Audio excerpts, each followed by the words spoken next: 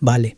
En enero de 2023, los dirigentes del FC Barcelona se encuentran en medio de un caos financiero. El club, plagado de deudas, debe vender para sobrevivir. Y en la lista extraoficial de jugadores prescindibles que el presidente Joan Laporta filtra a la prensa, hay un nombre que aparece una y otra vez: Rafinha. Comprado por 58 millones de euros solo 6 meses antes, el brasileño ya es considerado un error de fichaje por gran parte de la prensa catalana. A periódicos como Sport o Mundo Deportivo hablan abiertamente de un jugador que no está al nivel del Barcelona, un jugador cuyas estadísticas no justifican su precio de traspaso, un jugador que debe marcharse para reflotar las arcas, pero nadie lo quiere, no al precio que pide el Barcelona. Y mientras los directivos buscan un comprador, Rafinha sigue entrenando todos los días, en silencio, sin responder nunca a los periódicos.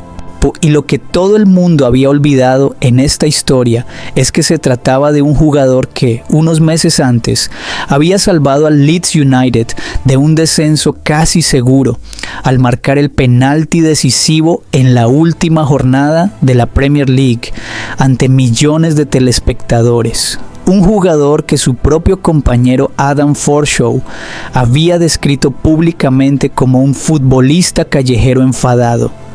Un jugador que clubes como el Arsenal, el Chelsea, los del Manchester City y el Liverpool habían querido fichar antes de que él eligiera el Barcelona.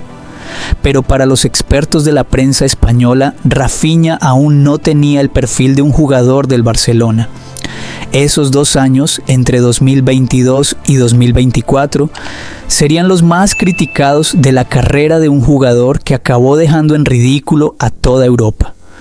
Porque para entender realmente cómo se llegó a esta situación, hay que remontarse mucho más atrás.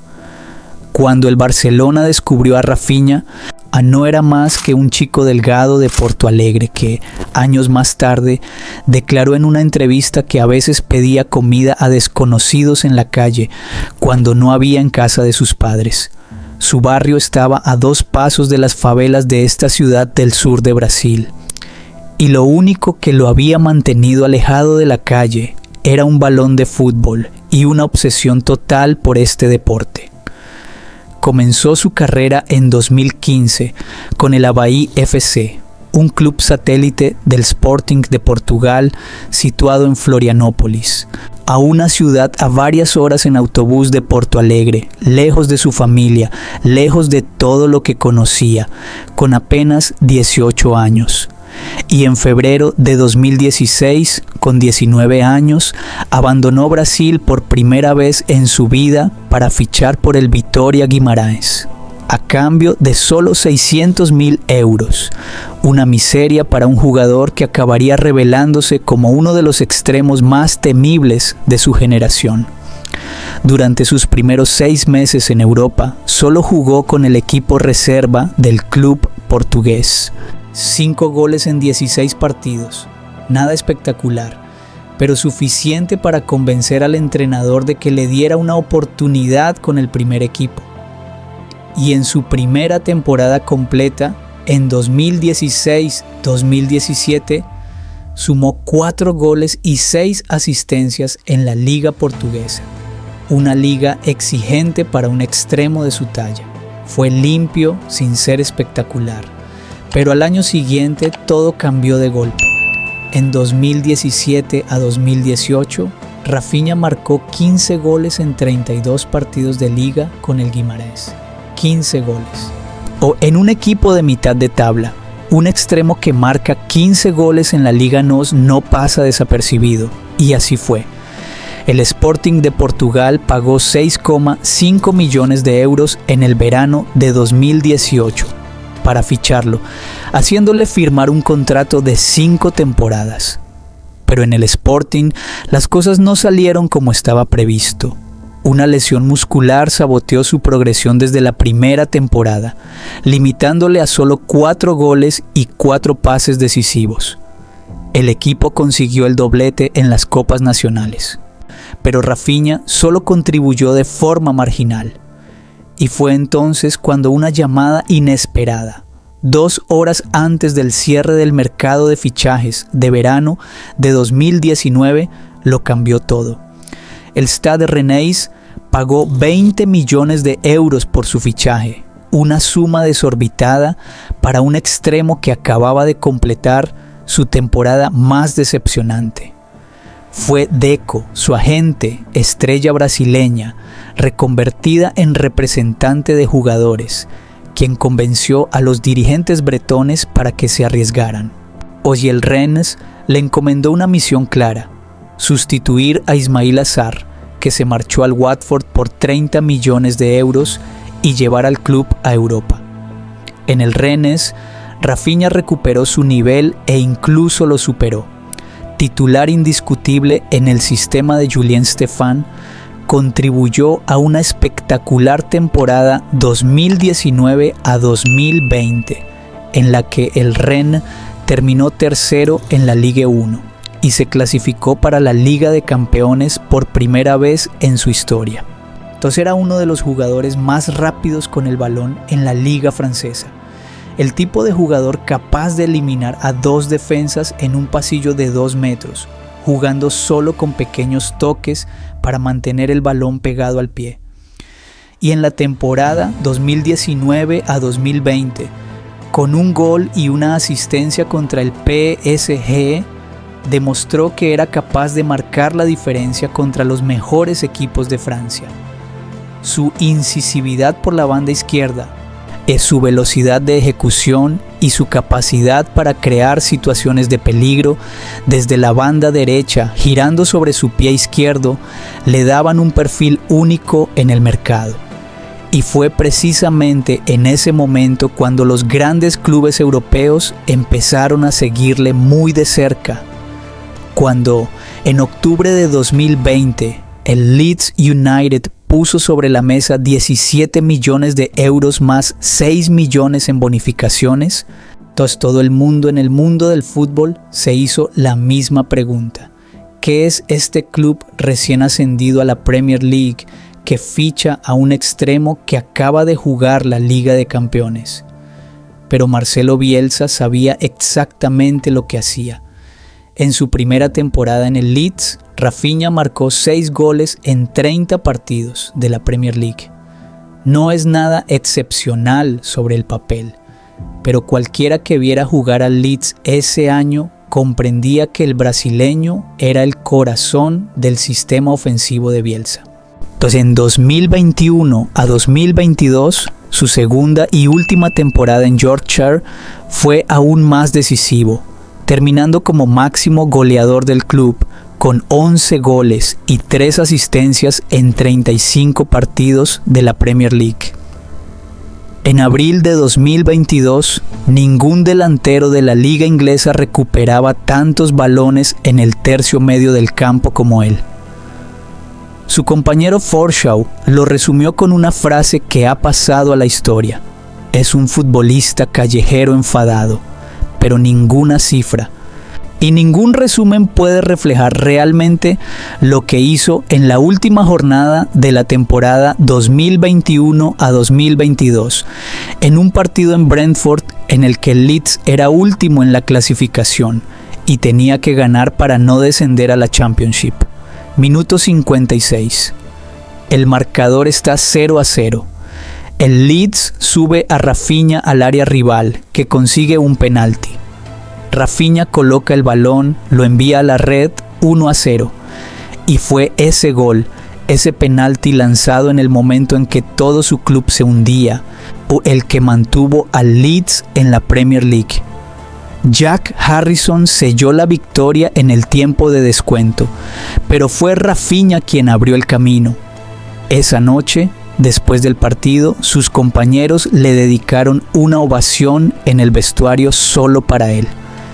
Inevitablemente, tras una temporada así, todos los grandes clubes querían ficharlo.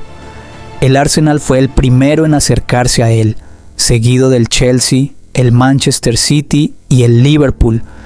Proyectos tentadores, ofertas serias. Pero Rafinha tenía una idea fija: Barcelona o nada. Era el club de su infancia, el club que para él encarnaba todo lo mejor que el fútbol podía ofrecer. Y en el verano de 2022, el Barcelona finalmente convenció al Leeds para que dejara marchar a su jugador estrella por 58 millones de euros, una cifra récord en la historia del club de Yorkshire. Rafinha incluso había aceptado rebajar sus pretensiones salariales para facilitar la operación, o hasta el punto de que su entorno había dado a entender que habría firmado por menos aún, tal era su deseo de fichar por el Barça. Unas semanas antes de su marcha definitiva del Leeds, también había creado una fundación benéfica para ayudar a los niños de las favelas de Porto Alegre, como si antes de volar a una de las ciudades más ricas de Europa para fichar por uno de los clubes más famosos del mundo, quisiera asegurarse de que aquellos que se parecían a lo que él había sido de niño no tuvieran que pedir comida a desconocidos en la calle. Y luego, en Barcelona, las críticas cobraron otra dimensión. En 2022 a 2023, a pesar del título de Liga conseguido por el equipo de Xavi, Rafinha tuvo dificultades para imponerse como titular indiscutible. 12 goles y 6 asistencias en todas las competiciones en un equipo que giraba principalmente en torno a Lewandowski, y Pedri era un resultado correcto, pero claramente por debajo de lo que los aficionados esperaban de un jugador comprado por 58 millones. La prensa catalana ya empezaba a escribir que había que desprenderse de él en los próximos mercados de fichajes para financiar otros refuerzos. El propio Laporta no descartaba públicamente la opción de una venta, y durante 2 veranos consecutivos nadie presentó una oferta que se considerara satisfactoria, y el propio Rafinha no quería marcharse, así que se quedó, y las críticas con él. Y en 2023 a 2024, la situación no cambió radicalmente durante la primera mitad de la temporada. Rafinha jugaba, a menudo de forma decisiva, pero aún no al nivel que acallara definitivamente a todos. Hasta el 10 de abril de 2024 y un partido en el Parque de los Príncipes, que lo cambiaría todo en la mente de la gente. Esa noche en París, con el Barcelona necesitado de un resultado para clasificarse para las semifinales de la Liga de Campeones, Rafinha marcó 2 goles. O un doblete en el Parque de los Príncipes contra el PSG de Luis Enrique, en los cuartos de final de la Liga de Campeones.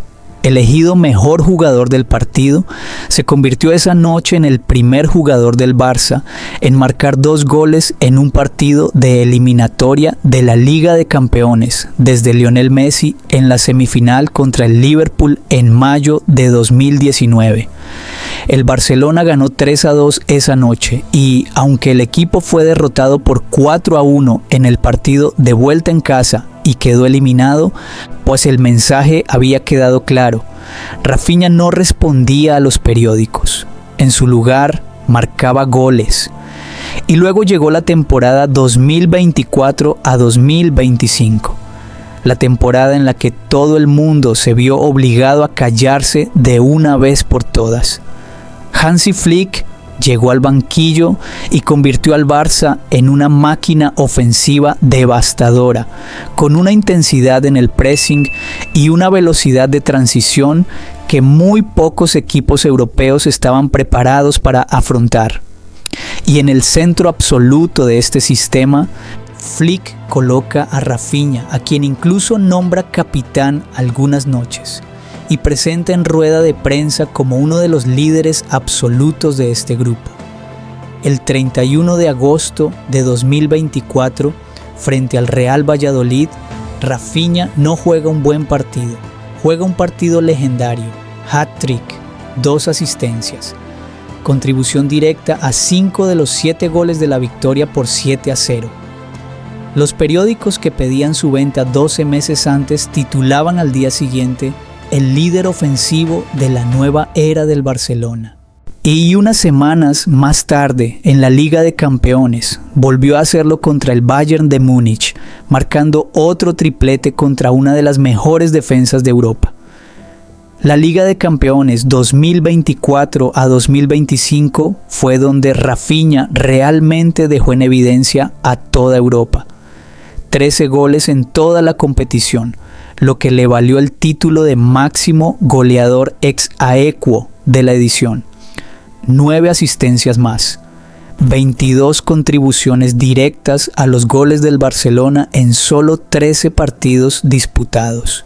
Y para situar esta cifra en el contexto histórico, en mayo de 2025, tras batir un récord de Lionel Messi en LA en el partido de vuelta de las semifinales contra el Inter de Milán en el Meazza, con una asistencia a Ferran Torres, Rafinha se convirtió en el jugador del FC Barcelona que más goles ha marcado en una sola campaña de la Liga de Campeones, por delante del propio Messi y sus 19 participaciones en la temporada 2011 a 2012. En toda la historia de la competición, solo Cristiano Ronaldo lo había superado con 21 contribuciones para el Real Madrid en la temporada 2012 a 2013. Esa noche del 6 de mayo de 2025 en San Siro, en el partido de vuelta de las semifinales contra el Inter de Milán, el Barcelona perdía 2-0 al descanso tras los goles de Lautaro Martínez y Hakan Çalhanoğlu de penalti. Pero en pocos minutos, al comienzo de la segunda parte, Eric García y Dani Olmo empataron el partido 2-2. Los dos equipos se neutralizaron hasta el minuto 87, cuando, tras un brillante pase de Pedri, Rafinha remató con la derecha un balón rechazado por Sommer y lo envió al fondo de la red, poniendo el 3-2 para el Barcelona.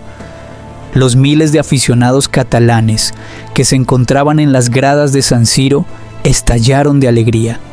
Durante 2 minutos y medio, el Barcelona estuvo en la final, pero Francesco Acerbi empató en el minuto 90 más 3 tras un centro de Dumfries, y Davide Fratesi marcó el gol definitivo en la prórroga, en el minuto 99, 4-3 para el Inter, o 7-6 en el global de los dos partidos.